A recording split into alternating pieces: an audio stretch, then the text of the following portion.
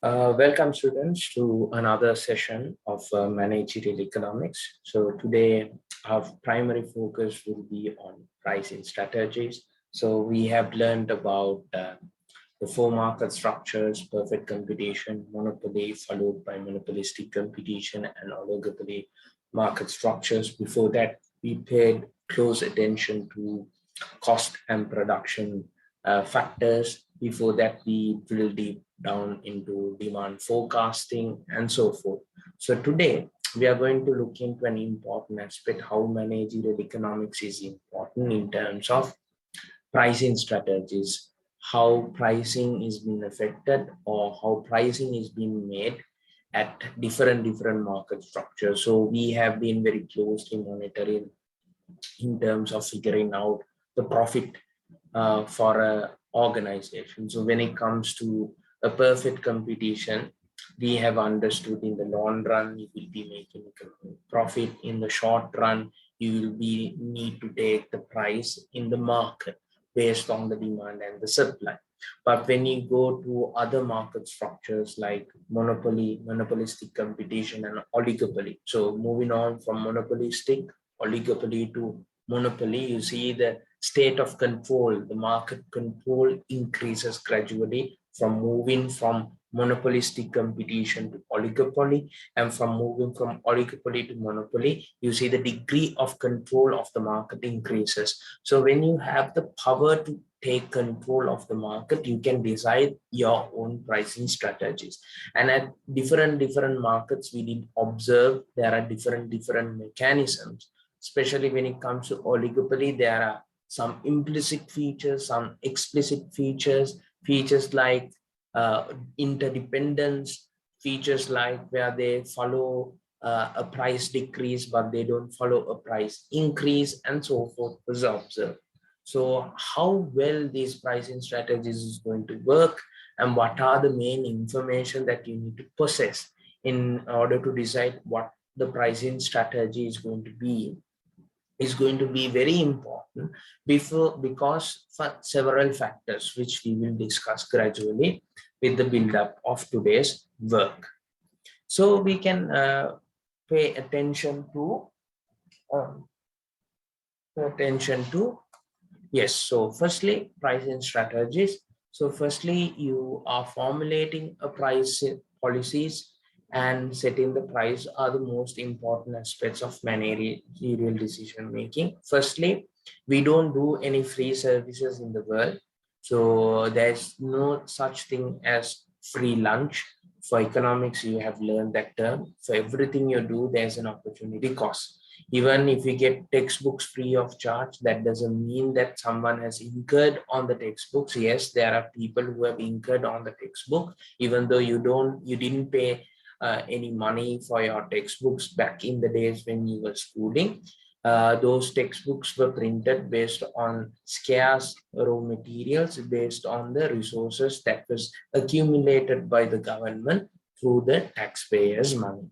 And when you come across clock towers in the junctions, or the school uniform, or the Mahapula 5,000 rupees that you are getting free of charge, or in terms of because of any income discrepancies or any challenges that you are facing in life, even though you see it as you are getting it free of charge, there is someone out there in the world who is incurring a cost. You name it Samurdi or whatever, there's nothing in this world which comes free. For every transaction in life you do, there is a cost, and there's a payment that you make. Okay, even if you look at certain instances even in life, even saying good morning is an economic transaction, and that is also sometimes it doesn't come free. Okay, because you don't say good morning to everyone that you meet in life. Okay, everyone you meet in the morning, you don't say good morning.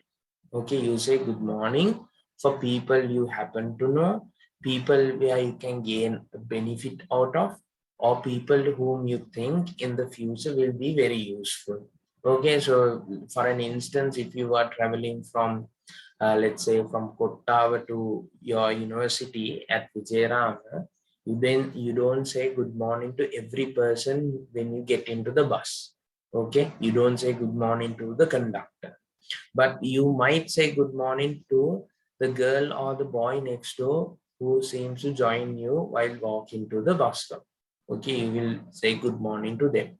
If you happen to know someone in the bus stop, you will say good morning to them, because you know if you don't say good morning, if you go back to home, sometimes those neighbors might come and say, "Ara manusyage aliyulu." So because of that, you know there's a cost that you need to pay. So because of that, you will say good morning. Even if you enter the university, you don't tell every security guard or a marshal officer or every senior junior you meet, you don't say good morning. You say good morning to people you feel that there will be a benefit, people you know that you frequently meet up, and people you think if I don't say good morning, there's a cost that I need to incur.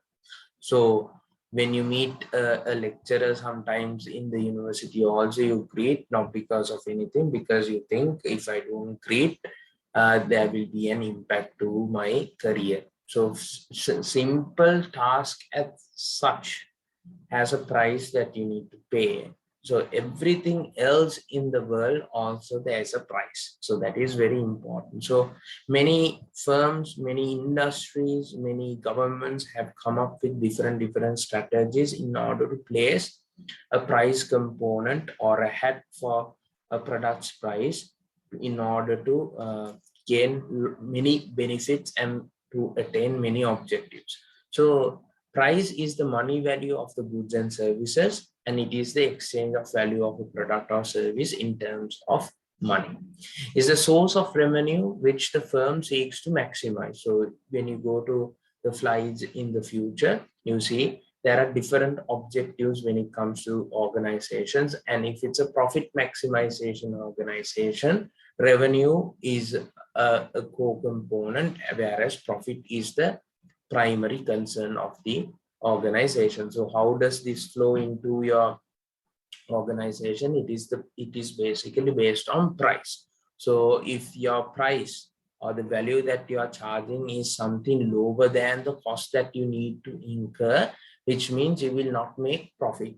So which means that you will not achieve the objective of your organization as well as your shareholders, stakeholders. So, and also is the important device a firm can use to expand the market. So now the wealth or the share market share, how powerful you are can be considered in terms of the price. So if we visit this website, okay, if we are to visit this website, uh, let's click this website. The general thing which everyone of you can do. So I am comparatively, I have been user of an Android phone, so I better know my Androids. So let's say Samsung currently, let's say what are the options we have. So we have an S22 Ultra, right? And then we have S21. Okay, they have the fans edition and they have the Ultra here. And then let's say what iPhones they do have. They have the 13 Pro Max. Okay, so now why did I pick S21, S22 Ultra, and 13 Max Pro? Now these are the options I've taken. So if we are to take this from eBay, see the pricing is 859.99. So now you see the pricing also, they have bit of strategies here. Now here you see lot of nines. Okay, here when you move from now the same level of capacity, 128 GB, 128 GB, 128 GB. The RAM has been varying from all three products. So here you see an 8 GB RAM, here you see a 12 GB RAM when it comes to 2021. The Pro has a 6 GB RAM. But you see out of the three products, the most expensive product happens to be the Apple iPhone 13 Pro Max. So by the looks of this, okay, without comparing the features, specifications, and the qualities, the technology in it, just comparing the price of the product. Okay. Okay, and just with the information provided here, there's a higher chance that I will pick either this product or this product based on all three products has the similar capacity, that is 128. So 8 GB and 12 GB RAM, is it good or bad? That is yet to be decided. But there is a higher chance that we will pick these phones. Now you see, you will be getting a stylus or an S Pen with this product, which you don't see with the other two products, and which even paying like roughly about $200 extra, still you will not be able to enjoy that feature. And if you see the launch dates, now this was launched in 2022, and these two products were in 2021. So this was in 21, this was in 21 as well. So do they have iPhone anything else? So the latest is that which is available in the market is 13. I'm not a good sound person in terms of iPhones. So you see dimensions that if you look the dimensions almost similar. If you look at the weight, okay, almost similar. So the build also, they have been using Glorilla glass, so that is fine. SIM in terms of SIM, it is the same. When it comes to display, there is a bit of a change here. They are using AMOLED. Here it's just an OLED screen or a display. Size also here it is quite similar. The pixels here, you see the density and everything, kind of the protection with the different features. So Android, the OS versions varies from the Android and the Apple, so will not work on the platforms. So internal capacities, the upgrades that you can do. Main camera, if you see Samsung 108 megapixels, and here also 108 megapixels, and here you have only 12 megapixels. So here in terms of the camera quality also, iPhone is weaker compared to the, I'm not talking about the OS, the functions and so forth, just looking at the outer context of it. And video quality is here 8K. Here you can run only on 4Ks. Here you have HDR plus, okay, HDR 10 plus. Dolby Vision is also available here. Here also it has stereo. And when it comes to selfie camera, here 40 megapixels, 12 megapixels. So you see, at certain junctures, the features are equal. At certain points, the features are not equal. But if I ask from the entire audience, there is a chance of where people will pick this iPhone instead of the Samsung phones. And there can be reasons why. And also, comparatively, when you say 620, you have 859.9, and then here it has been 1990. The places available. Now, this product, you see, it is available on eBay. Here, it doesn't feature on eBay. It says on Amazon.com. So based on the environment, based on the locations, the pricing strategies varies. Based on the product features, the pricing strategies varies. Based on the internal size, strength, and capacity, the product features varies. So now this is a classic example where sometimes iPhone has created a mindset that it is a lifestyle. It is not only a product, it is a lifestyle. So the experience that it has inculcated to the product varies the pricing strategies. Okay, so those are very important. Let's try to see OnePlus One, which once happened to be the #1 phone in the world. Okay, I don't know what are their newest models. This is Motorola, this is not OnePlus One.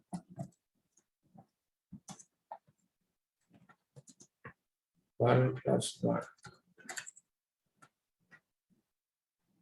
Okay, anyway, you can do your comparisons. So if we go back to our work, So objectives of pricing strategy, the main objectives behind deciding your own price for a product is: one is the profit maximization, the other is market share, return on investment, meet or prevent competition, price stabilization, resource mobilization, survival and growth, prestige and goodwill. So profit maximization, I need not to explain in detail. You know by now about profit maximization, where MR equals MC. At certain structures, at the other structure, we don't have an option. We need to survive with the demand and supply. So profit maximization has been the key for many organizations. Then you have non-for-profit organizations. Even at non-for-profit organizations, if there are products or certain services that are being provided, then they follow certain pricing strategies. Then market share, in order to control the market share, so we will be discussing a bit of about the Ansoff matrix. So then you will able to get an information insight about how this pricing strategy helps us to gain the market share. Then return on investment. So now you know, in order to do a business, there is a capital that you need to put into. So let's say, for an instance, if you are going to do a t-shirt company, so some of your friends in your batch also might be doing, where you print and sell t-shirts. So there is an, let's say, an investment that you have made of about 100,000, and your plan to get that 100,000 within 12 months. That is the plan. So now you have learned cost and management accounting, and you are in the process of learning advanced financial accounting and reporting. So with the better financial accounting and management accounting backgrounds, with the use of capital budgeting and so forth information, you have come to a conclusion: I need to get my return on investment. So basically, I need to cover up my capital that I had invested by the first 12 months of the operations. Or you can decide whenever, with the techniques that you're going to use, you can decide.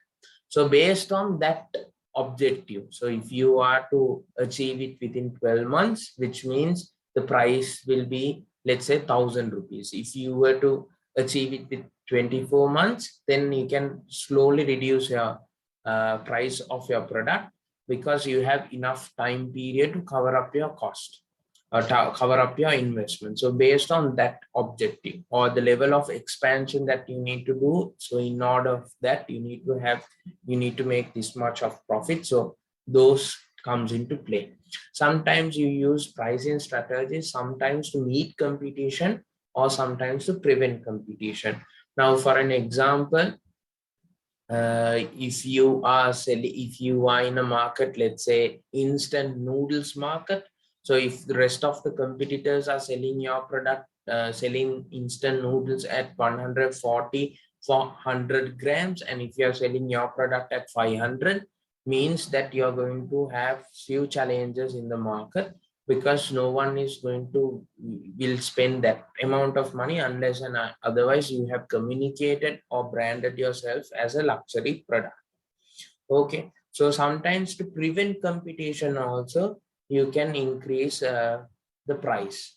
So for an instance, now the the pricing strategies of sometimes of Apple is sometimes is to prevent competition, because no sane person will try to do a product of that nature and sell at a higher price of that. But why is Apple doing it? Because it spends a lot of energy and time on research and development. And also Apple is trying to portray that they are not selling a product, they are selling a lifestyle. So if you happen to be a rich person, or if you happen to be a person who is creative and innovative, then you need to be a person who is using an iPhone. Okay, this connectivity of Internet of Things is being communicated in a sublime way through their products, their communications, marketing strategies. Resource mobilization. So based on your pricing strategies, you will use how well you can mobilize your resources. Now, see, at the time of the lockdown, okay, our main suppliers for apparel industry, who were China, were also in lockdown. Now we need to cater to our clients, but we don't have products coming from China.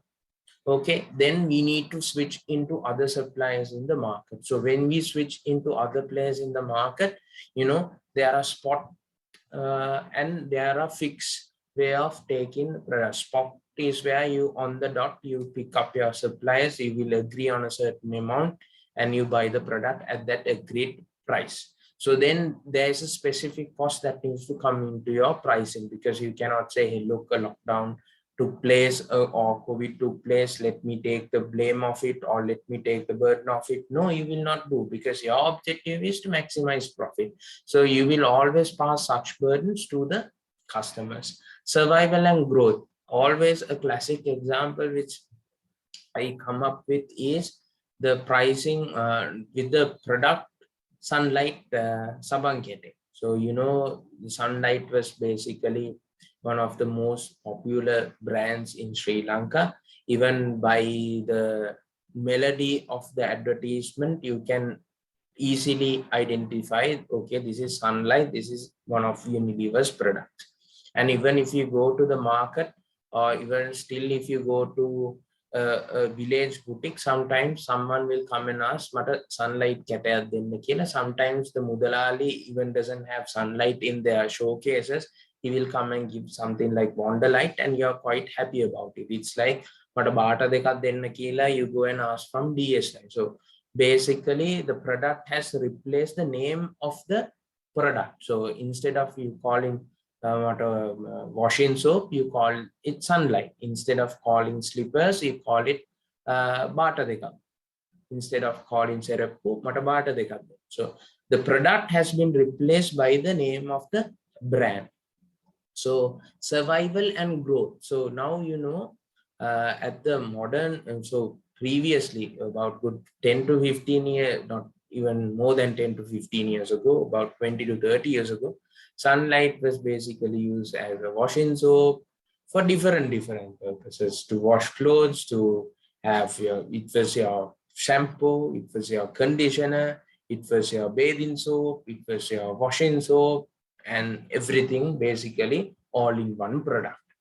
But gradually, when the market started to expand, when the health concerns start to come into play, and many small competitors came into the market, okay, the same company introduced Lux. Now Lux is for beauty, Lux is for basically to take care of your skin, and then they come with a baby soap for babies, an adult soap for the adults, and for washing they come with Sunlight. But apparently now Sunlight washing soap is also being replaced by washing powder, because it is very minimum amount of people who now wash clothes by their hands. That entire mechanism is being replaced by washing machine. So now you need washing powder, you can't put Sunlight. But still, when you go to the market, okay, you come across Sunlight soap.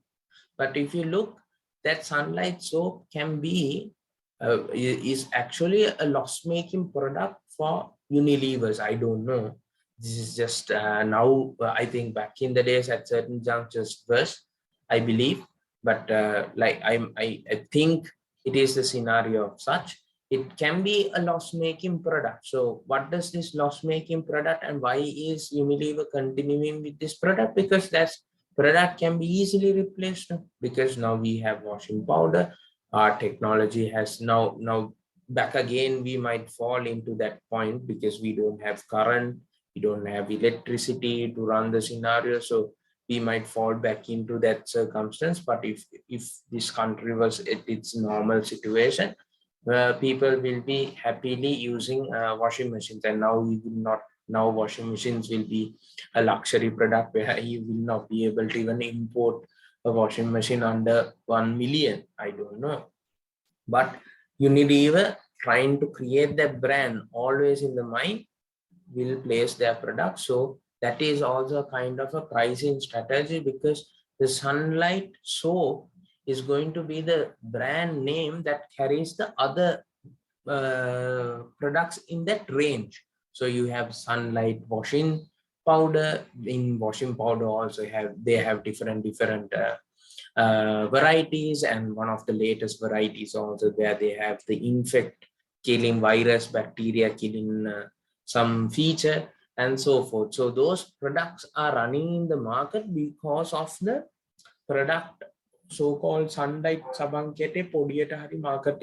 So that name keeps on resonating in the minds of the customer. So that is also another way of pricing strategy, where you're trying to create an image, and through that image, okay, you call it neuromarketing, which we might have a chance to discuss, and also prestige and goodwill. I need not to explain, where many of the esteemed brands uh, straight away denotes a higher price to say their work is quality, where the main point is to say it's a prestige premium brand and a product. So factors governing pricing decisions, there are two kinds of factors. One is the internal factor, and then you have the external factors. So objectives we have discussed already when it comes to internal factors. Cost is an important factor, which I need not to drill deep into. You have the fixed cost, you have the variable cost, you take both of them into consideration. And then there are different mechanisms of pricing strategies, which we will discuss in the coming slides. Then objectives we have already discussed. Organizational factors, it can be the organization culture. Okay, we'll say the pricing strategy. So if you look inside an Apple company, their culture has been always maintaining the innovativeness, the premiumness, the prestigeness. So they will not come with a product which will be at a low cost. Okay, they will always maintain. So that is been the culture, that has been the tradition of that organization, as well as the top level management. The employees in the organization can be a factor which will be contributing to that. Then the level of motivation and a lot of things. Marketing mix, okay, also can govern the pricing decision. That is the price, place, product, promotion. So price is the main concern right now. The place, okay, where your product is going to be available. Is it going to be available now? Here it's not referring to whether the product is going to be available Colombo, Candy, Call, that is also a concern, but also whether it's going to be available in supermarkets. Is it going to be available in boutiques?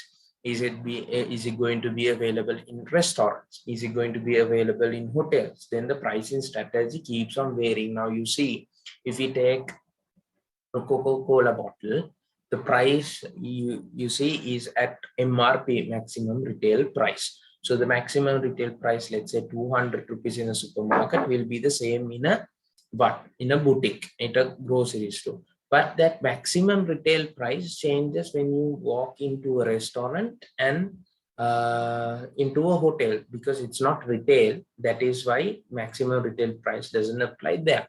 So when you go to a restaurant, sometimes that 200 rupee Coca-Cola bottle might be 500. In a hotel, it can be 1,000. So the pricing decision and strategy can be impacted by the place and the product, basically the product features, the additional services that you want with, and so forth, can have an impact. And then the promotions. So promotions also can have an impact. If it's going to be a discount, it will reduce the price of the product. If it's going to be bundled with other products, there can be differences with the pricing strategies that is going to be incorporated. Then the product life cycle. Okay, so just have a look quickly on the product life cycle. Product life cycle. And pricing strategy. If we are lucky enough, we will have a picture of it. If not, we can work accordingly.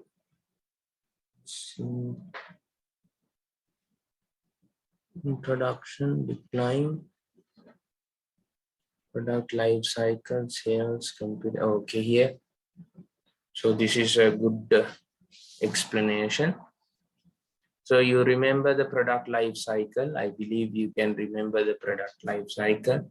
So the product life cycle model is where, so if you can remember, so there's a development phase, then you have the introduction phase, then you have the growth phase, then you have maturity, and then you have decline.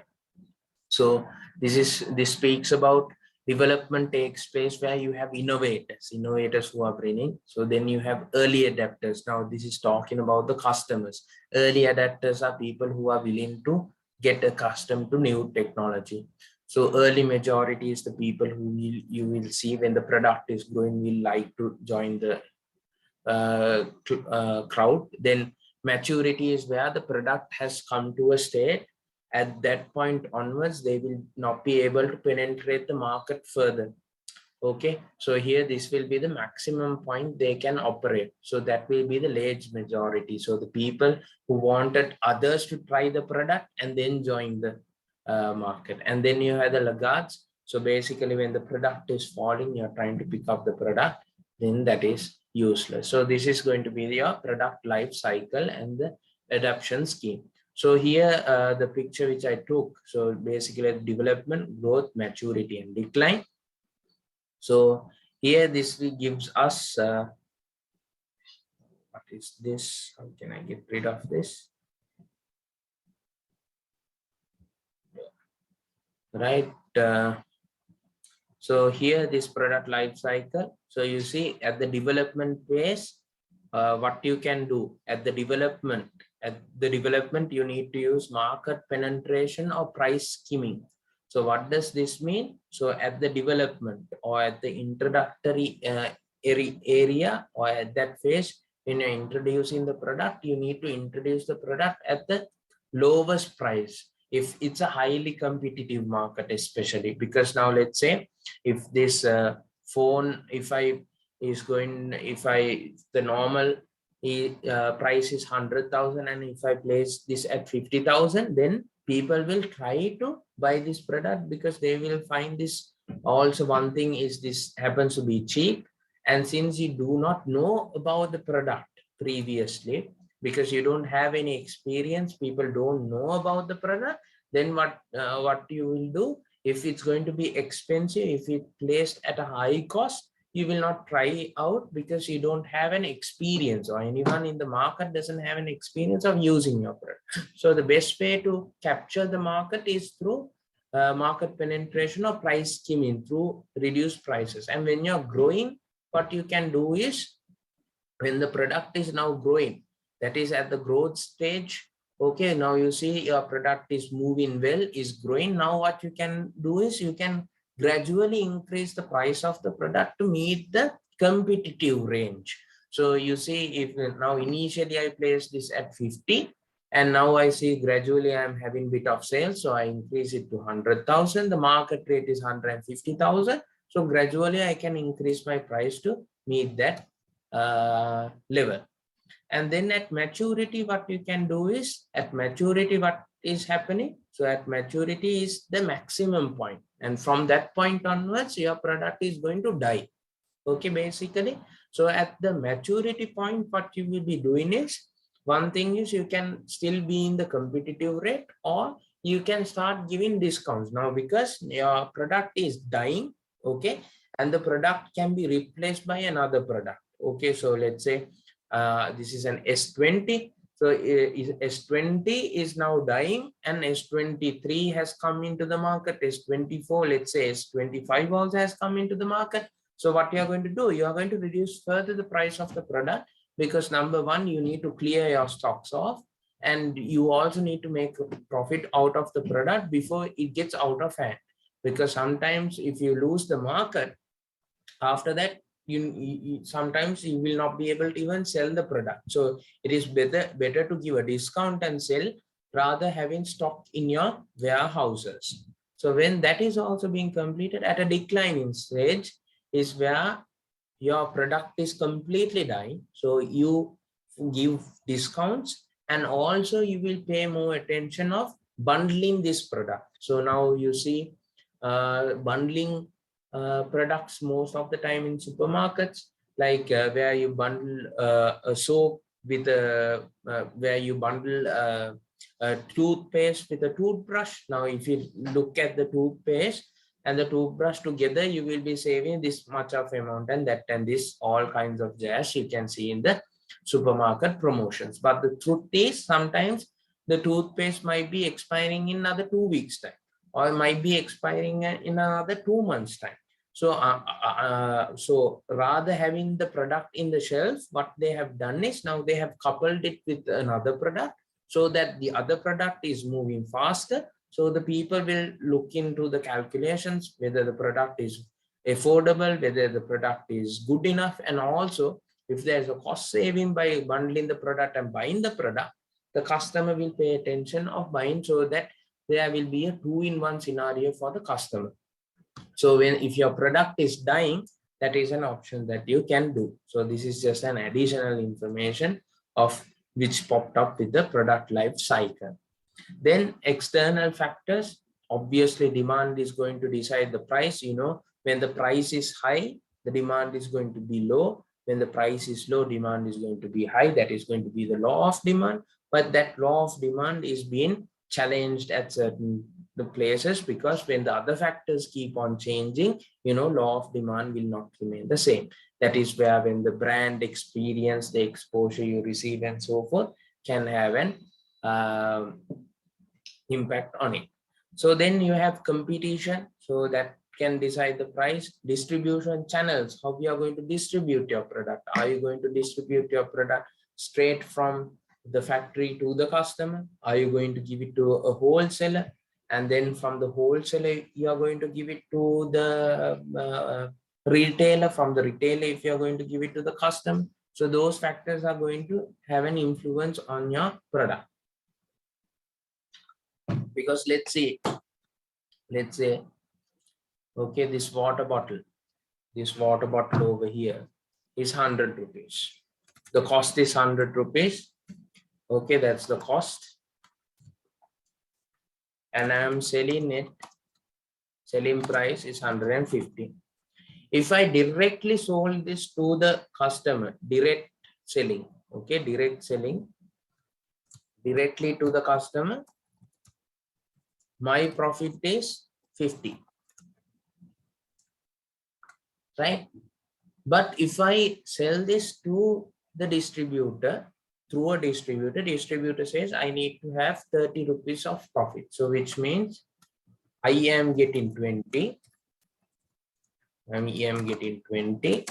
Distributor is getting, let's say, 30. So still we can sell the product at 150. But minimum I need 20. My profit minimum needs to be 20. And let's say this distributor is not directly selling to the end customer, but is selling to a retailer. So because of that, the retailer also says, I need at least 5 rupees. If not, I don't want. Distributor also, the industry mechanism is that they want 30 rupees minimum. So then what can we do? Either I need to reduce the profit that I'm going to get, or I'm going to reduce the profit the distributor is going to get. If not, I'm going to change the price of the product. Okay, I'm going to say, okay, I'm going to have a 25, 30 is being given to the distributor, and 5 is being given to the retailer. And the new price of the product is going to be 160, because the retailer said he wanted 5. I didn't want to have my price of the product at 155. I decided to increase it by 10 rupees. So I'm going to have 25, and then the retail is going to have the rest of the 5. So the distribution channel can have an impact on the pricing decisions that we are going to do. Economic decisions I need not to explain. Okay, now a bicycle which costed about 50 might now cost about 450,000. A price of a motor bicycle about good 12 months ago. So you see, the economic conditions can have an impact of our pricing. Government policies, obviously, and the reactions of the consumers. So if consumers start to boycott, then there will be a problem. If consumers tend to like the product, then also there can be pricing decisions that you need to make. right? So then we can go to the next slide, which focuses on the Ansoff matrix, which I previously mentioned. So Ansoff matrix, you might have learned this for principles of management or at marketing, which speaks about the product and also about the market. So here you see you have an existing product and you have an existing market. So basically what you need to do is market penetration. So reduce the price of one. So this is for McDonald's. I have done reduce the price of one specific burger and aggressively advertise the discount. Now you see this is being followed by who? Burger King. You see in Burger King there's an offer. I think previously it was for 720. Now it is for like 840, where you can buy two burgers for that price. So what does this mean? It is an existing market. Existing market is where people who are buying burgers. Existing product is they then introduce a new burger, the same burgers that they had. Now what they are doing is they have reduced the price because this is an existing market and existing product. So in order to gain the power, the market share, what you need to do is you need to reduce the price of the product. Okay, then here you have a new product and you have an existing market. So this is basically product development. So product development is where you introduce a new vegan burger product. So basically existing market. What was the existing market? People who were consuming burgers. But now this happens to be a new product because burgers are predominantly, non-vegetarian. Predominantly is non-vegetarian. But with the rise of the vegan concepts, the vegetarian concepts, now they have brought up this new product. So now they have a chance of actually deciding the price. You need not to lower the price. You can differentiate the price by having a premium price to give it some sort of a value, or you can have it at a very low price because you want people to try out your burger. Okay, first try out to get the experience to understand the taste of it. So you can reduce the price and have. Then you have new market, but an existing product. So you call it the market development. So here this is for McDonald's. So you offer online ordering by partnering with Uber Eats, PickMe, and so forth. So now this took place during what? COVID pandemic. Allow online payment with the most popular cryptocurrencies. Okay, this also can happen. Now why do we mean this as a new market? Because now your previous market was a physical market, but now you are capable of getting into different platforms. Now you can reach people you couldn't reach previously. Now previously people need to come physically to McDonald's and place their order. Now instead of doing that, they can order online wherever they want it. They can get it delivered to. Also the payment methods can be changed. So that's a new market. Okay, but you're still selling the same product. So then you can you can charge a service price here for the service that you're giving. Or since it's an existing product, you can't play much with the price. You can give discounts in order to force people to get used to the online platforms. You see, if you in Pizza Hut, in KFC, and so forth, they give discounts. If you like, if I'm not mistaken, they say cyber savings or something. Yes, in Pizza Hut, I think it's cyber savings. Yeah, if you order via online through their website, you will get a discount of 10%. Because why is this done? So that they can reduce the number of outlets they are operating, or they can reduce the number of employees working trying to cater customers one-to-one. Instead of that, they can replace it by delivering the product which they find it easy. So they can give discounts lower, or they can use different techniques, as you see. Then the diversification option, this comes with new market and a new product.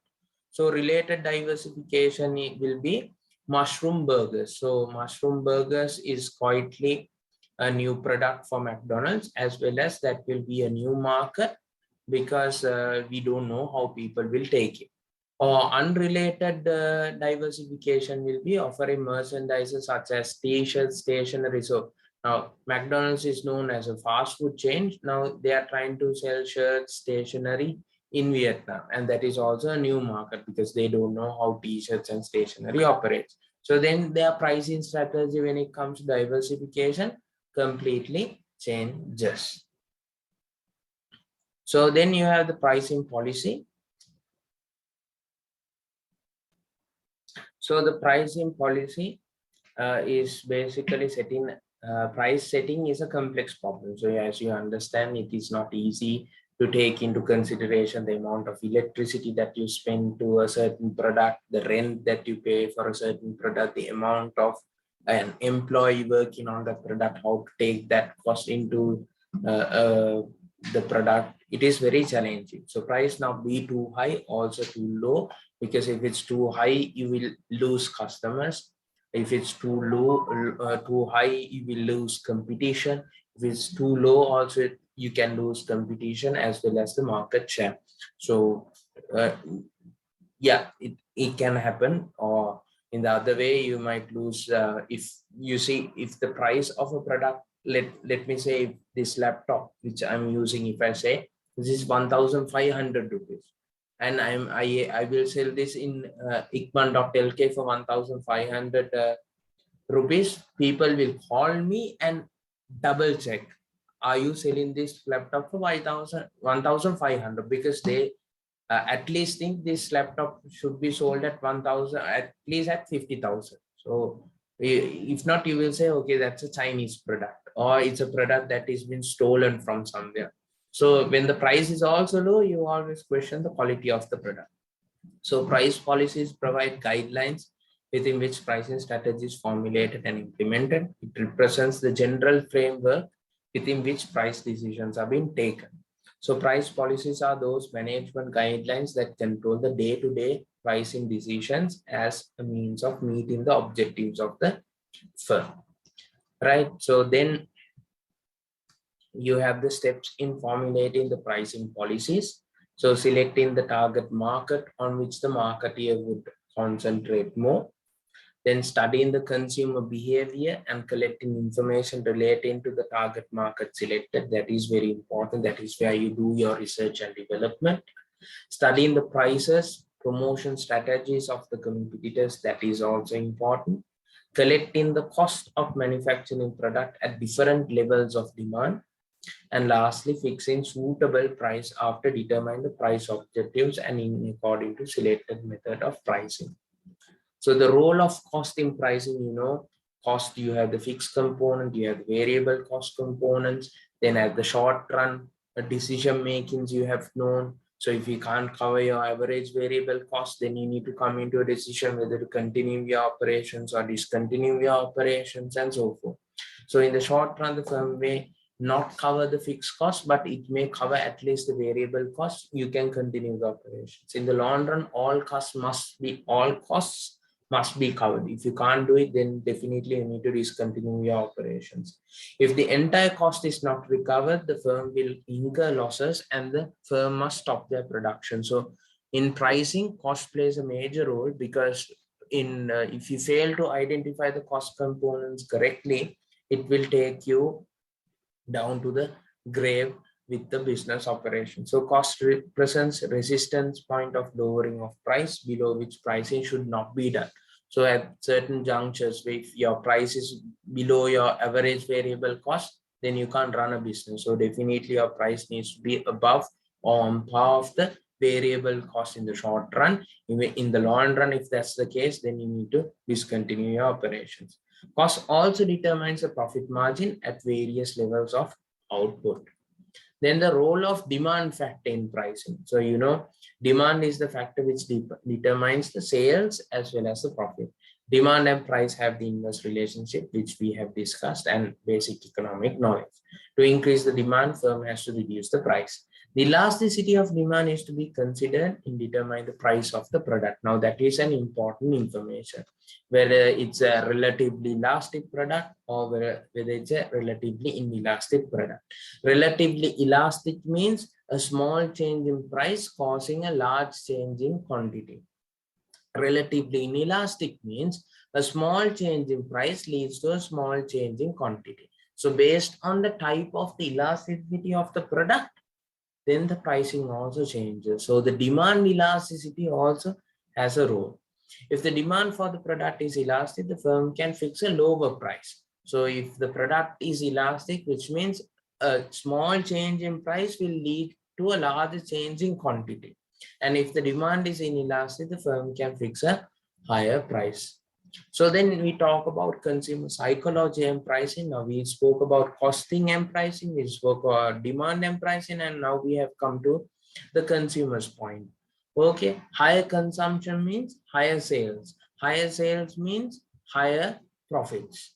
Okay, if you can control the cost. So we always need to pay attention for consumers to consume more. So some consumers may buy a product of high quality even with though the products are highly priced. So iPhone is a classic example.